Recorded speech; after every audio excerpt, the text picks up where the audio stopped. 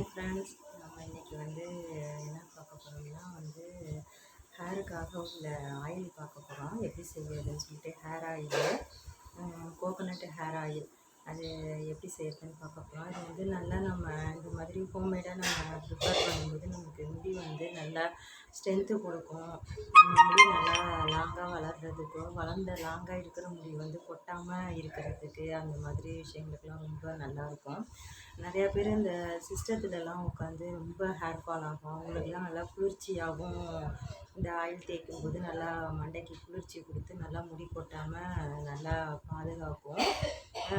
அதுவும் இல்லாமல் இந்த பொடுகு, ஈறு, பேன் அந்த மாதிரி விஷயங்கள் எல்லாத்துக்கும் அந்த ஸ்கூல் படிக்கிற பிள்ளைங்கள்லாம் நல்லா ரொம்ப ஹெவியாக கண்ணு முழிச்சு படிக்கிறது அந்த மாதிரி இருக்கிறப்பெல்லாம் அந்த பிள்ளைங்களுக்குலாம் முடி ரொம்ப இந்த 10th 12th எழுதுகிற பிள்ளைங்களுக்குலாம் ரொம்ப கண்டிப்பாக முடி கொட்டும். அந்த மாதிரி இருக்கிறவங்க எல்லாருக்காகவும் இந்த ஆயில் ரொம்ப பெஸ்ட்டாக இருக்கும்.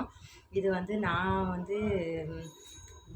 நான் இதை யூஸ் பண்ணி நான் வீட்டிலே தயாரித்து அம்மா தயார் பண்ணி கொடுத்து நாங்கள் அதை யூஸ் பண்ணி நல்லா இருக்குது. அதனால சரின்னு சொல்லிட்டு அதை சொல்லுவோமேன்னு சொல்லிட்டு அம்மா அவங்க அம்மா சொல்லி கொடுத்து அவங்க அது மாதிரிலாம் யூஸ் பண்ணியிருக்காங்கன்ட்டு அதை எங்களுக்கு ஃபாலோ பண்ணியிருக்காங்க. ரொம்ப நல்லாயிருக்கும். அது என்னென்ன இன்க்ரீடியன்ட்ஸ் நம்ம போட்டு எப்படி செய்கிறதுன்னு சொல்லிட்டு பார்ப்போம். வாங்க போவோம் வீடியோக்குள்ளார. எப்படி இதில் நம்ம என்னென்ன பொருள் சேர்த்துருக்கோம்னா ரோஜாப்பூ, வேப்பிலை, செம்பருத்தி பூ, மருதாணி, கத்தாழை, வெட்டிவேர், கருவேப்பிலை, நெல்லிக்காய், சின்ன வெங்காயம், இது செம்பருத்தி இலை, இந்த மாதிரி ஐட்டம்ஸ்லாம் எல்லாமே சேர்த்துருக்கோம். இது வெந்தயம், கடுகு, கசகசா எல்லாமே இந்த இன்க்ரீடியன்ட்ஸு நம்ம மொத்தம் இப்போ 20 பொருள் சேர்த்து நம்ம இந்த ஆயில் தயார் பண்ணியிருக்கோம். இப்போ இதெல்லாம் ரெடியாக எல்லாம் சுத்தமாக க்ளீன் பண்ணி எல்லாம் ரெடி பண்ணி எல்லாம் எடுத்து வச்சாச்சு. இதை அடுத்து எப்படி செய்கிறதுன்னு பார்ப்போம்.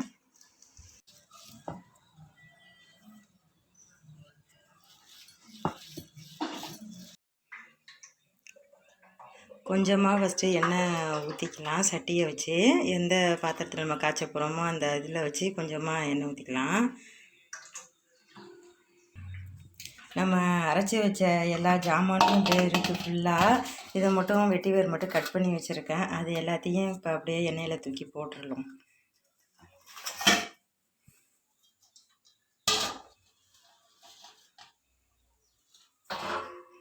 அதை போட்டுட்டு பாக்கி இருக்கிற எல்லா இதையும் நம்ம கொஞ்சம் அரைச்சி வச்சுருக்கிறது ரொம்ப நல்லா நைஸாக அரைக்காமல் சும்மா கொஞ்சம் லைட்டாக அப்படியே 1 2 தட்டுன மாதிரி அரைச்சி அதை எல்லாத்தையும் அதில் அப்படியே போட்டுடலாம் எண்ணெயில்.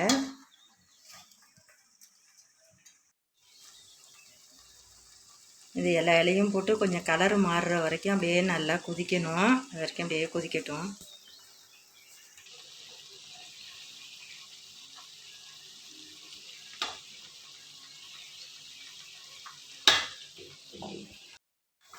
அடி பிடிக்காமல் இருக்க லேசாக நம்ம இது பண்ணிட்டு இது கொஞ்சம் நல்லா இது பண்ணால் தான் நமக்கு அந்த எண்ணெய் நல்லா இறங்கும்.